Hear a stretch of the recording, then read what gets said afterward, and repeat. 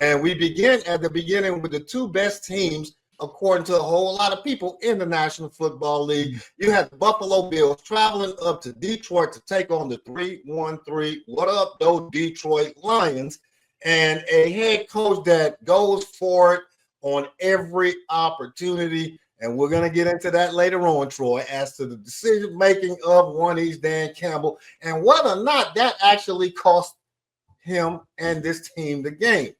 Griff, man, this was an awesome game. This quite possibly went down as one of the top 3 games of the year. We knew that it was going to be a whole lot of scoring coming into this game on Sunday. Josh Allen is playing off the cheesy, so you knew he was going to have a good game.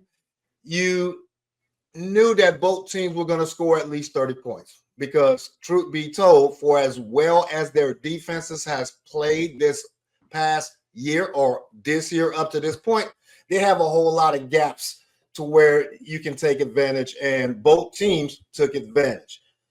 Injuries. We'll talk about that in a minute. But let us begin with the Buffalo Bills. How impressed were you with Josh Allen's performance and the ability for the Bills to just continuously hang 40 on people? Win or lose, they still hanging 40 on people.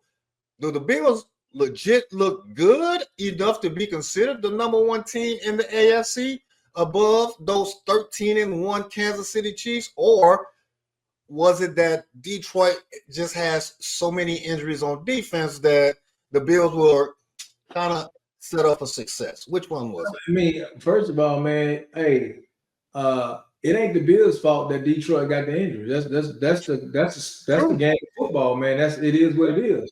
I mean, you play who in front of you. I would just say, to me, I'm shocked because of how much we talked about Josh Allen, man. I feel he locked in his MVP on this game this weekend. I really do, because of his performance, not only with his legs, but his ability to distribute the ball across. I mean, he distributed the ball to 9 different players, and one of them wasn't even called Amari Cooper. And, you know, this is supposed to be a rebuild year. I mean, they lost, again, I talked about this on Friday. They lost all that talent. And to be able to come out there and do what they did, it was amazing, man. So for me, it was an instant NFL, one of them instant NFL classics. It could be a prelude to what we might see in the Super Bowl. But what I will say, it's going to be a long road ahead for Detroit. And I know you said we're going to talk about the injuries, because they already came into the game with 13 people on the defensive side of the ball, right, on IR, and then they lost 3 more people. Plus, they lost what I consider to be one of the top running backs in the game. So that 2-headed tandem now is a 1-headed tandem, which it could be good for them or it could be bad. Because I'm going to tell you, even with Montgomery being gone, Jahmyr Gibbs is still trouble. So I turn that back over to you, Drew. No, you're right. You're right. And I'll touch on Montgomery's injury in a bit and how effective Gibbs can be going forward. But this game reminded you of that 2021 game between the Los Angeles Rams and the Kansas City Chiefs, when both teams were 11-0, and they played down in Mexico City, and it ended up being like a 51-45 type of game. This game had that same type of feel to it. This game had the same type of offensive effectiveness for each team as well. Now, injuries are just, it's a fact of life in the National Football League, or at any level for that matter, and you have to be good enough to have that next man up, whoever that next man is, that can step into those shoes and still continue to have this train moving without a beat. Now, even if Detroit was not as malignant as they are on the injury side, on defense especially, Buffalo was still going to hang 40 on them. So even if Detroit was healthy, Buffalo was going to hang 40 on them. So if I'm Dan Campbell and the Detroit Lions, I take this as somewhat of a wake-up call, but you have to understand that the situation of the moment dictates that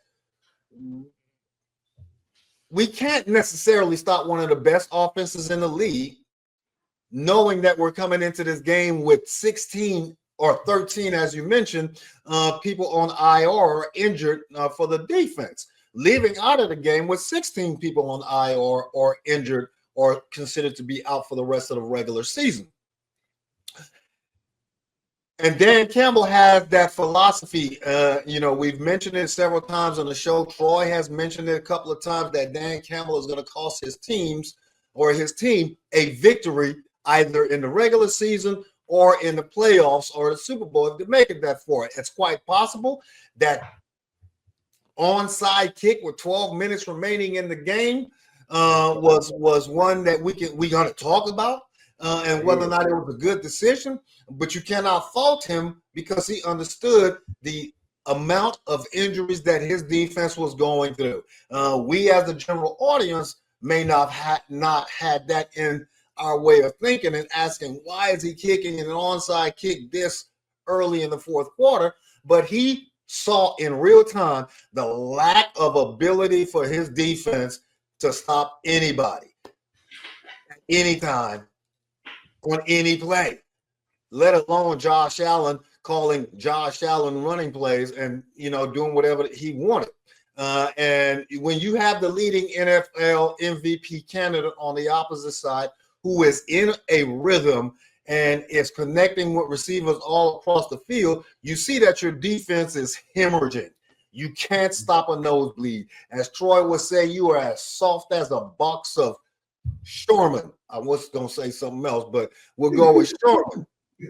And he was playing the odds, right? If we don't stop or get this onside kick, Buffalo will end up at midfield. They was going to end up at midfield anyway in a couple of plays if Josh Allen got it at the 30, if it was a touchback kick. So, he was just playing the odds, trying to steal a possession since they were down 2 scores. And he knew that we had to score touchdowns to come back and beat this team. We're going to have to outscore them because we're not going to stop them. So I applaud him for that way of thinking.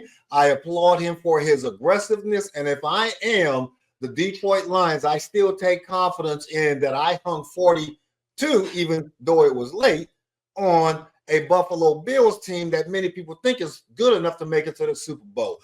Even with all of the injuries that I have, the philosophy is from this point forward, we just got to win by 1 point. It don't have to be pretty.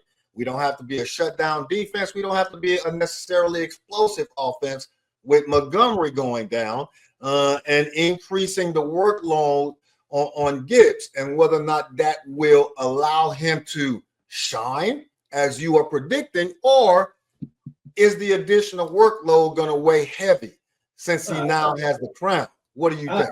I don't think that at all. I don't even worry about Detroit offense. Detroit offense is good. It's the defensive side of the ball for Detroit. Now, I will say taking this L when they took this L it's not a bad thing. It's actually a good thing because ain't nothing like taking this L now compared to taking this L on the back end. That's when, people start to question stuff. But when we get to talking about Campbell, because of the new NFL rule when it comes to onside kicking, it's not like you surprising the opposing team that you're getting ready to hit, because you have to let them know, man. And I got it. My team is hurting on the other side of that ball, but still, I think it made the situation even worse because when they kicked the onside kick, the dude almost returned it for a daggone touchdown. So you might as well at least give your defense the opportunity for a chance. And it's easy to second guess him and all this other stuff we see here on Monday, but it just didn't make sense to me. And it just did not make sense to try to kick an onside field goal. Now, because of it, if you look at the stats, Goff had more yards passing, but because they got behind so much, and Detroit didn't run the ball as much as they normally do because they got behind. But I still think that it's okay. Detroit got some bright spots on the offensive side of the ball, but they need to make some phone calls to some teams to see what they can possibly do to get some players in there to show up that spot. But again, these are professional NFL players, so that's why I don't have no sympathy when we talk about all the injuries, because like you said, it's supposed to be next man up. Yeah. And you're not wrong in disagreeing with the approach that Dan Campbell took by doing it onside kick. All I'm saying is that I can understand it.